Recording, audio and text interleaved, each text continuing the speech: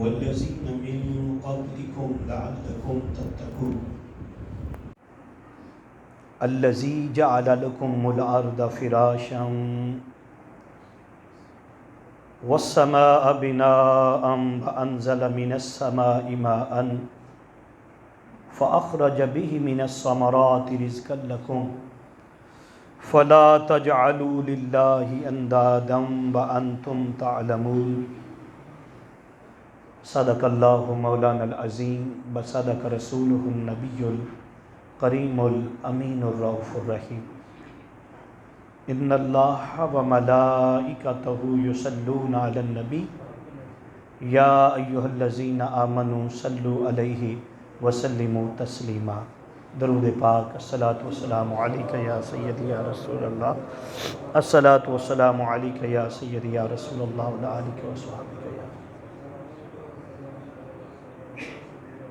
اے لوگو، عبادت کرو اس رب کی الذی خلقکم، جس نے تمہیں پیدا کیا، والذین من قبلکم، اور تم سے پہلے لوگوں کو بھی پیدا کیا، لعلکم تتقون، تاکہ تم اللہ سے ڈرنے والے بن جاؤ۔ الذی جعل لکم الارض، وہ اللہ جس نے تمہارے لیے زمین کو فرش بنا دیا، یہ زمین کو بچھونا بنا دیا۔ آگے قرآن پاک کہتا ہے وَالسَّمَاءَ بِنَاءً، اور اس نے تمہارے لیے آسمان کو چھت بنا دیا، آسمانوں کو چھت بنا دیا۔ پھر آگے قرآن پاک ارشاد فرماتا ہے فَأَخْرَجَ بِهِ مِنَ الثَّمَرَاتِ، اس نے زمین سے تمہارے لیے ثمرات نکالے۔ اس کے بعد قرآن پاک یہ کہتا ہے کہ رزق لکم، اس میں تمہارے لیے کیا ہے؟ رزق ہے، کھانے کی چیزیں ہیں، یہ اللہ پاک نے زمین سے نکالی۔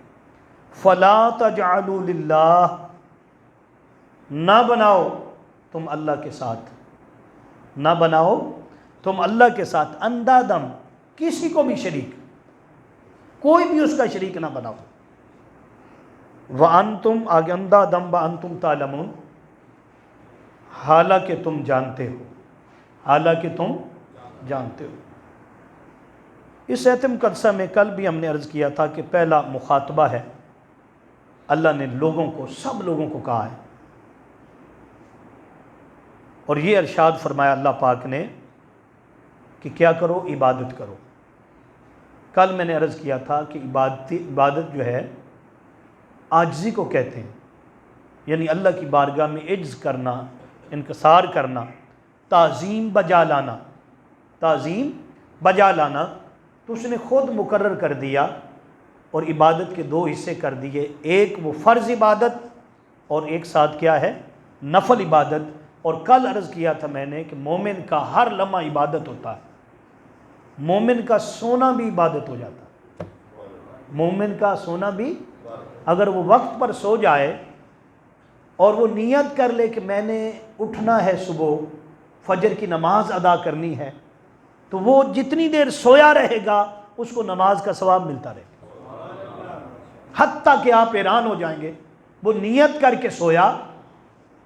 اب انسانی بشری تقاضے ہوتے ہیں نا، دو چیزوں پر اللہ پاک نے قلم اٹھا لیا، دو قسم کے لوگوں پر اللہ پاک نے قلم، یعنی ان کا کچھ لکھا نہیں جاتا اگر اس سے غلطی ہو جائے۔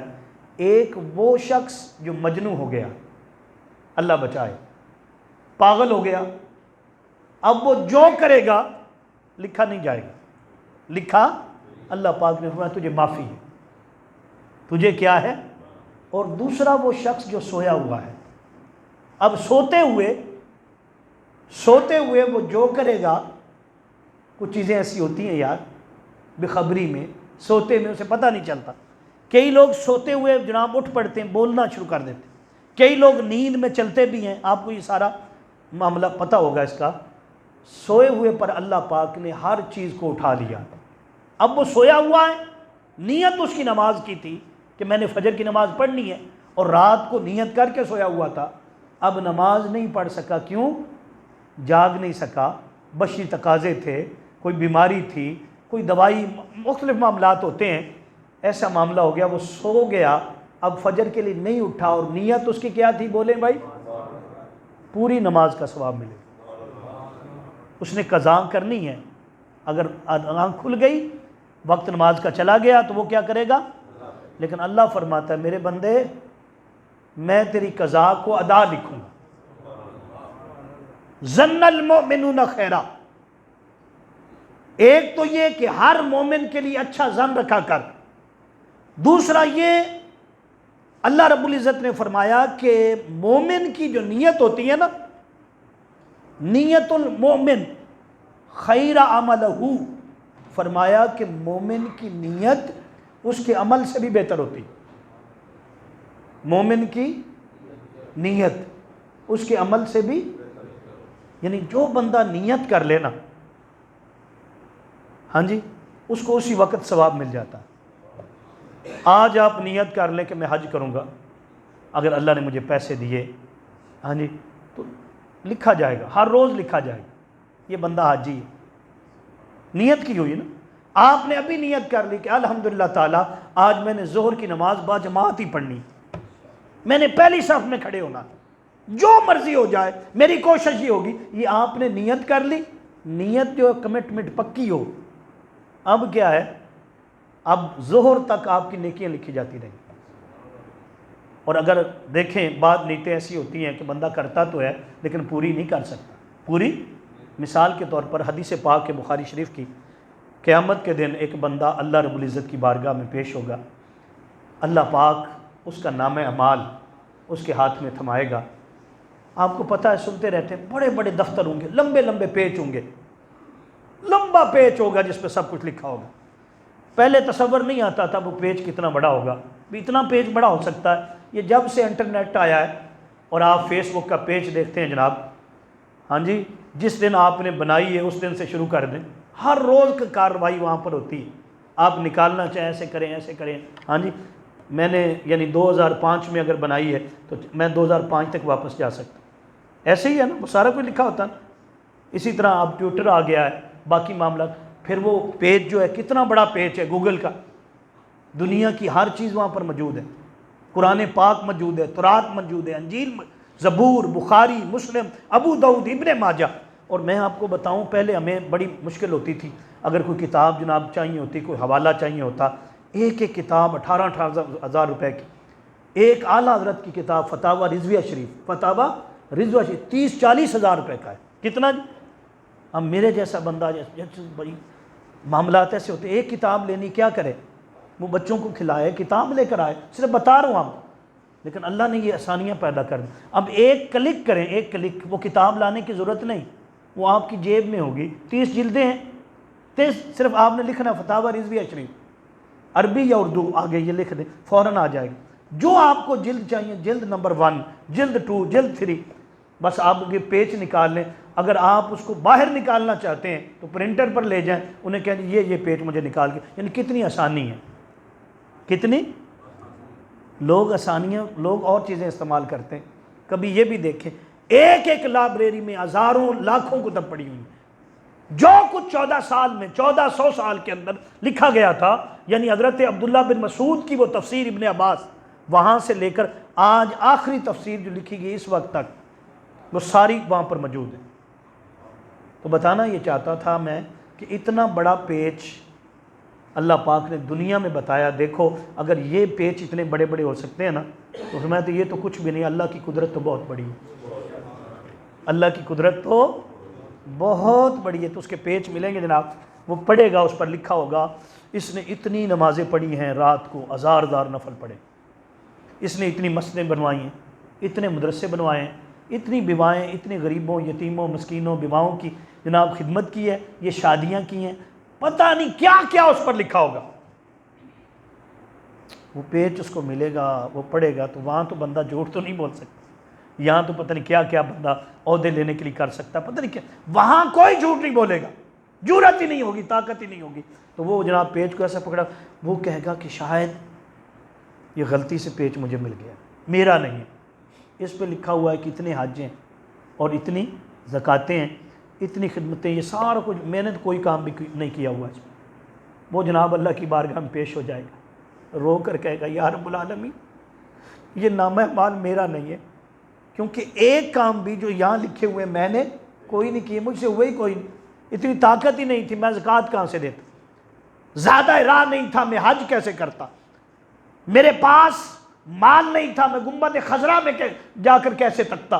وہ سارا کچھ جو کچھ لکھا ہوگا وہ کہے گا، اللہ پاک فرمائے گا میرے بندے یہ تیرا ہی نامہ اعمال، میرے فرشتے غلطی نہیں کرتے، ان میں گنجائش ہی نہیں غلطی کی، یہ تیرا ہی نامہ اعمال۔ وہ کہ یا اللہ میں نے کیا ہی کچھ نہیں اور یہ سارا کچھ میرا ہے۔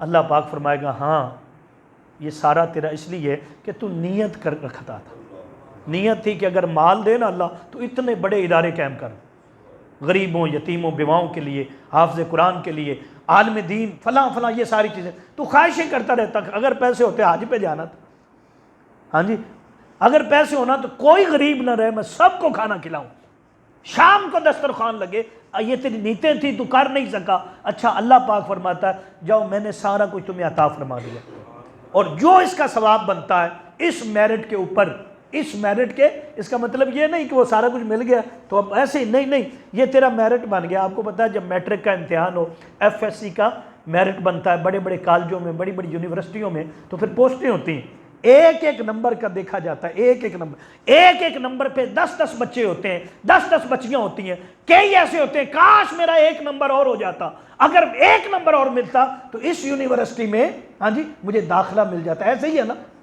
وہاں بھی یہ سارا دنیا کا نظام جو دیکھتے ہیں نا، یقین کرو یہ آئینہ ہے، یہ ایکس ہے، یہ کیا ہے، اور اصل میں جو وہاں پر ملے گا نا وہ ایکس نہیں ہوگا، اوریجنل ہوگا، کیا ہوگا، تو وہاں بھی ایک ایک نیکی کی ضرورت ہوگی، ایک ایک نیکی پر فیصلہ ہوگا، تو اللہ پاک فرمائے گا تیرا میرٹ یہ بن رہا ہے، اس میں حج بھی ڈال دو، زکوٰۃ بھی ڈال دو، غریبوں یتیموں بیواؤں کے ساتھ جو سلوک تو سوچتا تھا وہ بھی ڈال دو، ارے ہر چیز ڈال کر کہاں تک رتبہ جاتا ہے وہاں لے جاؤ، ارے ایک بڑا رتبہ کون سا ہوگا، فرمایا سب سے بڑا رتبہ محمد مصطفیٰ کا ہے۔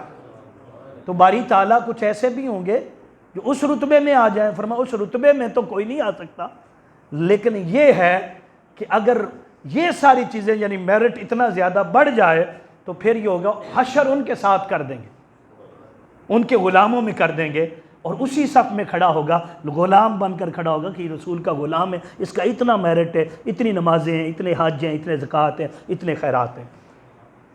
تو یہ میں نے یہاں سے شروع میں آپ کو بتایا کہ اصل میں کیا ہے جی، نیت درست ہے تو نماز درست ہے، نیت درست ہے تو سارا کچھ، اور نیتاں نو وہ کیا کہتے ہیں پنجابی میں، نیتاں نو پاگ، نیتاں نو تے جنہ دے نیتاں کھوٹیاں، ہاں جی بھویں ہزار نفل پڑھیں تے جو مرضی کریں، ہاں جی بنا منزل جو ہے نا نیت کے بغیر ہاتھ نہیں آتی، ہاتھ ہے، اس لیے نیت صاف رکھا کریں۔ اگر کام نہیں بھی ہوتا نا، ایک بندہ آپ کے پاس آتا ہے وہ کہ نہیں میرا یہ کام ہے، پہلے ہی اگر نیت خراب ہے تو کیا کام ہونا ہے، ہاں جی برکت ہی نہیں پڑے گی۔